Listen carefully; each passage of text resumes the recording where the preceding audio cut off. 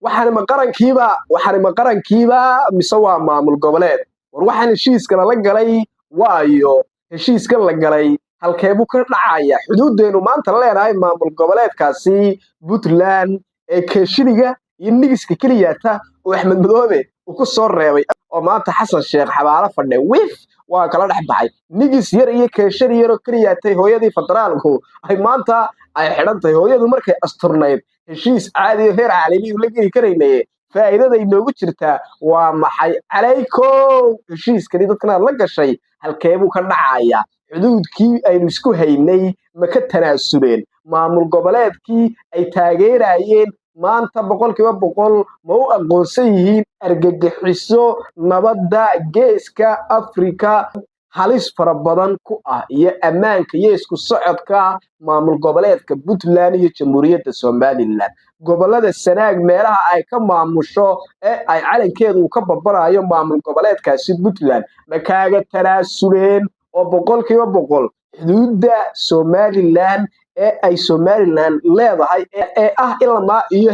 yoocada ma ku ogoshahay way sanahayn de waxani waa joog kusi iyo maseer ka kacay boqolkiiba boqol Xasan xabaalo fadhe iyo Axmed Madoobe halkaasi barida dhulka ugu garaacay Siciidanay sababtuna ay ka degdegayna ku sheegaan muuqaal kale like share oo si share gare dadkeena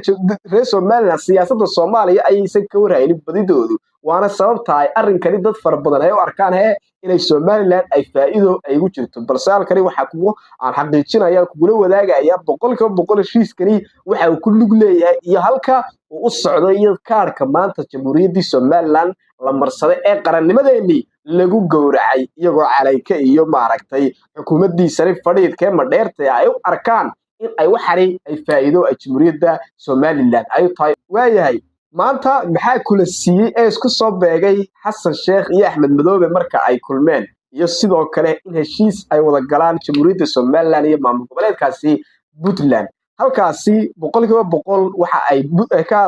maamul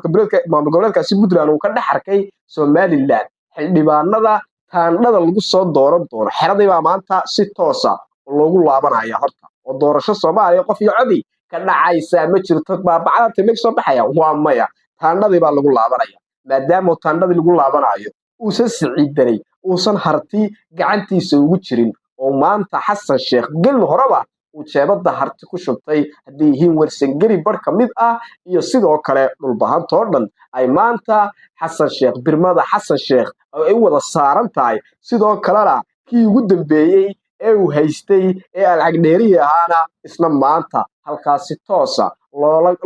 lagula baxay oo halkaasi kismaayo maanta shirkaasi waxa uu uga socdaa waa kaliyata laba qodob oo muhiimada u leeyahay ay tahay oo ah in uu Xasan Sheekh uu ogolaado in halkaasi Axmed Madoobe doorashadii uu qabsaday ay xoriyay ay xalaalahay halkaasi madaxweyne uu ka yahay maamul goboleedkaasi sidaas ugu aqoonsado isla taabadelkeedana uu Axmed Madoobe uu isaguna xildhibaanadii Jubbaland uu ku macsuumo isla Xasan Sheekh halkaasi marka uu jeebada uu ku shubto xildhibaanadii halkaasi iyagu Jubbaland sidoo kale maamulka yare uu bacrimistay uu kabkabtay ee uu maaragtay sidoo doonade ka yeelay Somaliland kula dagaalamay sidoo kalena maamul goboleedka Puntland uu ka hor keenay inuu boqolkiiba boqol iyagana halka uu jeebada ku shubto sidoo kale Hirshabeellana waa u haystaa galmudugna waa u haystaa haddaba Xasan xabaalo fadhe yaa ka maqan cidna kama maqna waxa godka ku jira waa Siciidanay oo rafashadii ugu dambeysay rafanaya ayaa la soo dhex gashay inaga ayaa xagga Somaliland la soo dhex gashay oo isagoo gagabsan buu nagu soo dhex dhacayo taagtiisii tamartiisa wuxuu yiri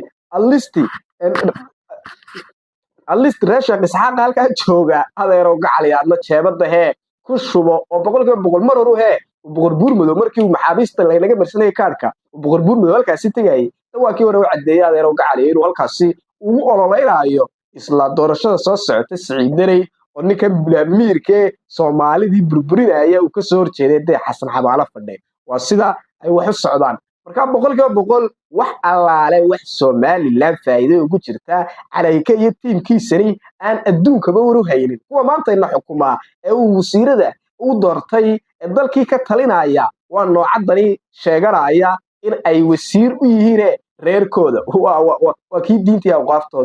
dadkoodii ba xataa dadkii ka dhashayba xataa cabasho ka muujiyay wari waradeero gacalay aniga waxba nooma tiid wari ilaahay qaalo islaam waa ninkii wasiir qaran laga dhigay waxaan leeyahay wasiirnimadii iyo suldaanimadii labadiiba wasiirku isagaa isku haya oo isku qaatay ninka ku farxaya iyo ninka ka naxayowba suldaankii cumar jibriil waa suldaan maxamed suldaan cabdiraxmaan qodax waxa xukuumadda ama dheertaa maanta ku dhex jira laba wax kala wada aragtiya oo kala wada jaanjaano midba dhinacu doono uu iskaga tuumba raacanayo dhinacu doono wuxuu doono uu iska odhanayo kii waxaan arkayay isagaaba intaa imanka gacanta nahaye dadka waa horaan u kala jahayn lahayd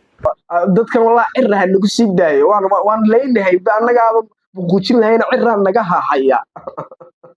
waxaan arkayseen iyadoo uu kii wasiirkii arrimaha dibaddu uu hore u sheegay inuusan xisbiga wadani iyo wax alle wax ku jiraaba aysan heshiiskii MOU-gii ahaa aysan aragba madaxweynuhu miyuu idin keenay MOU-da aragteen anigu ka wasaarad ahaan ilaa imika iyo ka xisbi ahaan wadaniga MOU-ga wax alla wax ku qoran iyo wax alla wax u yahay kuwa shookaanta maanta jamhuuriyadda Soomaaliland waa noocada kii madaxtooyada ahaa bromagas maliyun bromagas maanta halka heshiiska ka soo muuqday halka soo fadhiyaana isna waa kii sheegay inuu madaxweynaha jamhuuriyadda Soomaaliland calayka inuu hayo MOU-di dokumentiga heshiiskaas rasmiga ah ma haysan ilaa hadda dokumentiga heshiiskaas rasmiga madaxweynaha haya marka waxa iga su'aala walaalayaal kuwani miyay wada shaqeeyaan mise way kala shaqeeyaan oo waa wax kala wada fikir duwan miyaysan xukuumadan waxaan oo dhani ka wada tirsanayn soo hal xukuumad kama wada tirsanaa cabdiraxmaan calayka uu hogaaminayay 7 days meelaha 6 days waxa la iskaga maqan yahay imaaraadka inuu surdo inuu soo jeedo waxa halka ka qabanayo dadyo fara badan ayaa waxay moodayeen inuu halkaasi afarta xaraf warka ka jeediyo maamul goboleedka uu reefaska ugu soo riixay jamhuuriyadda Soomaaliland inuu tagay laakiin waxana loo tagay waxaan uu ka dhuumanayay oo wuxuu yiraahdo waaridii koolaan saxiix aniga